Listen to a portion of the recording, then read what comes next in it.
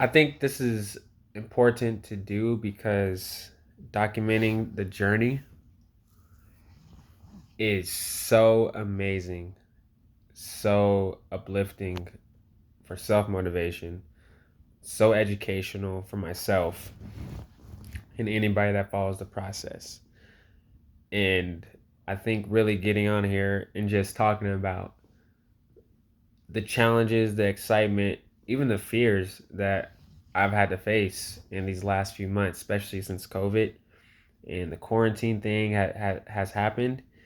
I think it's really cool and important to document and to not hide it or be so secretive about it because in the long run, these moments like this are incredible to look back at and to talk about and to say, hey, I was there.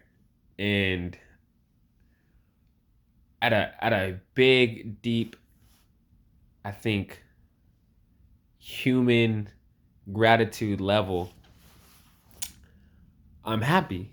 Even with the struggle of paying bills, getting clients, keeping, um, staying mentally strong and just positive and being a leader and staying creative and just staying upbeat.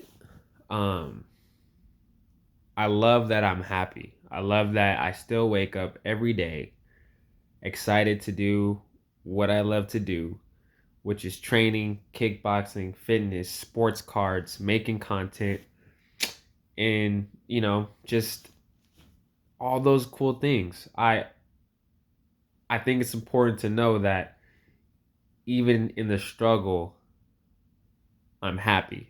I remain happy. I remain joyful. Um, because we heard it before. It's easy to be positive. It's easy to have a great outlook on life and be super excited about things when things are going well. But what about when things are going bad? When things aren't so in your favor from what it looks like? I think it's really cool to say that even now, with the challenges I'm facing financially, building a hustle of a personal training business, I'm joyful. I'm super grateful. I still thank God every day. I still pray every day. And I try to take as much accountability as I can for myself every day. I I I really think it's a breakthrough moment. It's a very educational moment. It's a moment that's like a almost like a cornerstone that 5 years from now, 6 years, 7 years from now, you look back and you say, "Man, I was there. Whoa! I'm glad I didn't give up. I'm glad I didn't quit." And it's gonna be cool because people can relate and they can look at my story and be like, "Okay, if he did it, then I can do it." Or if I'm in that same situation and he pulled through, man, I can do it. Or watching you go through that and coming out through the other side inspired me, motivated me. That right there also pushes me. That also gives me um, a lot of fuel to the firepower of just taking action, being in the unknown, not knowing all the answers, but still just enjoying myself and being happy. So, like, here I am sitting in my spot, right? Rent month to month, right? Tough. It's like, okay, what do I do from here? I can get a job. Sure can. I can look at jobs. I have nothing against jobs, but for myself, why am I hesitant to get a job? It's not because I'm scared to say, hey, I'm working a job. No, it's because bosses.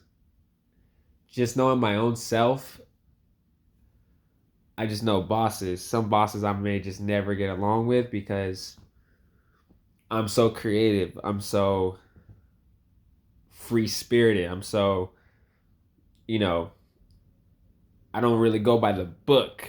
I go by what's happening with the customer, what's happening in the moment. Quick to adjust, quick to pivot. A lot of workplaces aren't like that. So then there's that. And then I have like this other thought, sell my sports cards. If I sell my sports cards, I can really just chill and just still do my personal training. Bills are good. Flip of that is that confidently, I'm guessing, of course, but confidently, I've made some good investments that I know have not even, I don't even think they've hit, not even close to the ceiling of what they're hitting. So selling those cards now would be kind of early. It's kind of like having Uber and Apple stock in the early stages versus to where it is now. Like I see that with most of my cards. Over 90% of my cards I see that with. Like, yeah, it's 2020, I can make something now, but in 2025, we're talking something crazy. That's what I see with most of my cards. So I don't want to have that regret of selling too early. So to save that regret and to be what I believe is a good move for me, a good move for is different for everybody. If you do have cards, if you do have an investment, you have stock, maybe selling your stuff will work for you. Maybe that's going to give you the peace of mind that you need. But for me, I'm like, nope, don't do it. As beautiful as it sounds, as much money as there is to be made, you know that in the long run, you're going to look back 5 years from now and be like, dude, if you would have just got a job and just toughed it out, sucked it up for a year or two, 3 years, I don't know, you would have done pretty well with these cars that are now 50%, 100%, 200%, maybe even 300% bigger than what it was in 2020. So I'm having that conversation. And then the conversation of being an entrepreneur and just going crazy is is that is this the time? Is this the time to put it all on the table? Because in moments like this, people do shut down emotionally and financially, business wise, everything. Sometimes stepping back has to happen, but sometimes people quit and give up and they get buried. It's sad. Like, I wish, like, anybody that's going through stuff, get the help you need, get the support system, lean on people, everything, get all that, okay? Really. But, like, some people don't pull through these moments, but then there's people that are born in these moments. They're woken up in these moments. These moments are like that turning point. And that there's something I feel is happening with me because I got super more creative. Started a website, started a text group.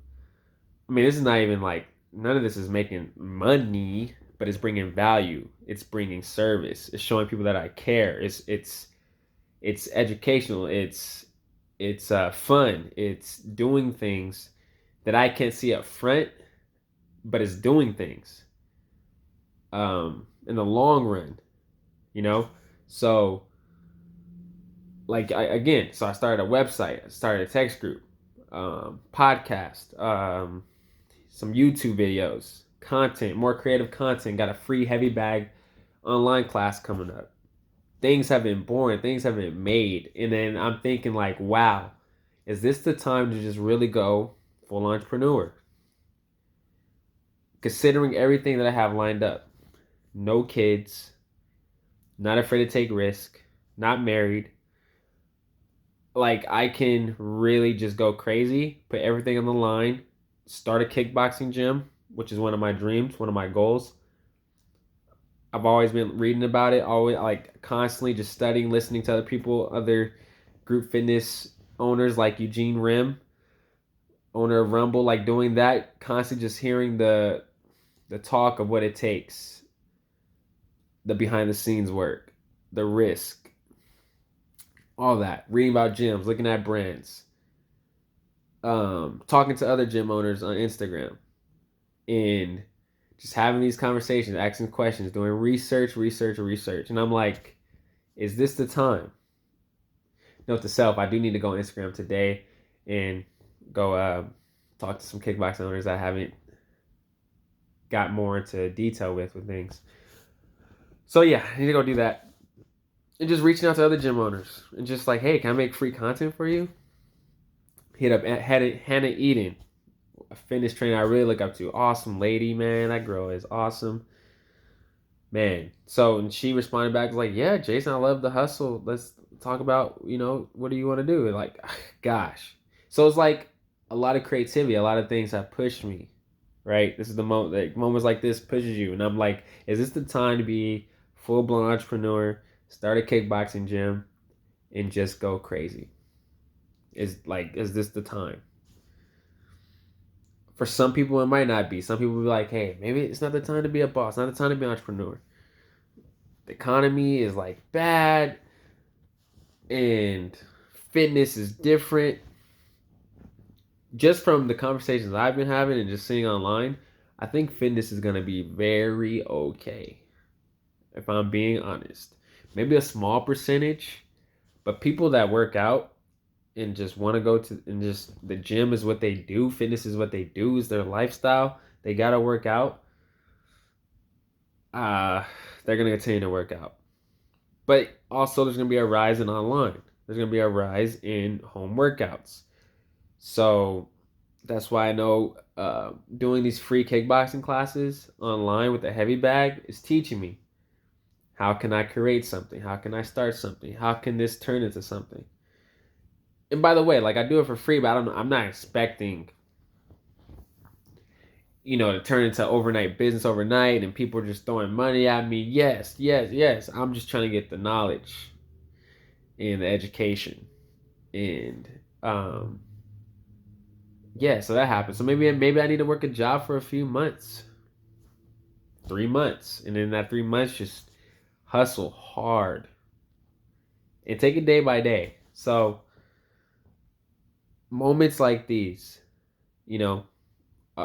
I want to look back on this in 2025, 2026, next year, and be like, look at that 28-year-old Jason, still happy, doesn't know all the answers, hasn't figured it out, but man, he was happy. He didn't let the hard times, he didn't let money break his spirit, or the challenge break his spirit. Instead, he stood up, he leaned more into his confidence, and hey, he may even lean more into his crafts, his God-given talents, and his dreams in that moment. So that's pretty exciting. But also, with back to the cards, I even have, like, as again, taking risk. I have these LeBron James cards that are still being graded, and I don't have them in my possession yet because they're being graded at the company. And like those things each, if I believe they're gonna come back as tens, a lot of them. And the 10 card of that is worth $250. I think it can get up to 400. I think it can. So, just do the math 20 times. Let's say half of them are a graded 10. Do the math of three, let's call it 300. 300 times 20, that's a pretty good chunk of change. And I want to sell those immediately. So then there's that. So I know I have like some kind of asset to where I know I can do a quick flip. And then the other half, let's say it's nines. Nines are worth about 100, 150, something like that. Do the math on that, 20 times 150. So there's that. And then I have these baseball cards. Gleyber Torres. I should get those graded because the graded cards of these Gleyber Torres cards are about, last time I checked, are about 125. And I have a lot of good condition cards. So there's that. And I can sell them raw. And I think raw they're probably selling $40 or something like that. I need to check again.